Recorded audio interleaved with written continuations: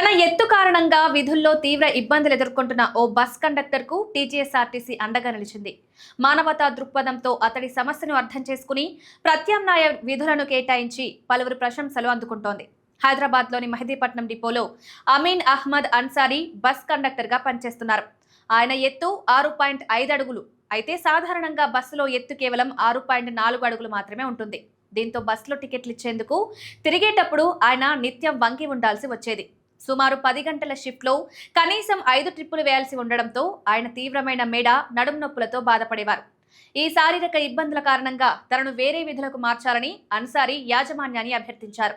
ఈ విషయాన్ని రవాణా శాఖ మంత్రి పొన్నం ప్రభాకర్ ముఖ్యమంత్రి రేవంత్ రెడ్డి దృష్టికి తీసుకెళ్లారు.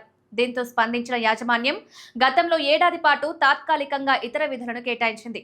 ఏప్రిల్ 28తో ఆ గడువు ముగియడంతో అన్సారీ పడుతున్న ఇబ్బందులను పరిగణలోకి తీసుకుని శాశ్వత పరిష్కారం చూపింది. అతడి సేవలను టీజీఎస్ఆర్టీసీ బస్ పాస్ విభాగంలో గాని, రాజీవ్ గాంధీ అంతర్జాతీయ విమానాశ్రయం ఆర్జీఏఐ బస్ కౌంటర్లో గాని అవసరాన్ని బట్టి వినియోగించుకోవాలని యాజమాన్యం తాజా ఉత్తర్వులు జారీ చేసింది. కారుణ్య నియామకం కింద 2021లో ఉద్యోగం పొందిన అన్సారీకి ఈ నిర్ణయం గొప్ప ఊరటనిచ్చింది.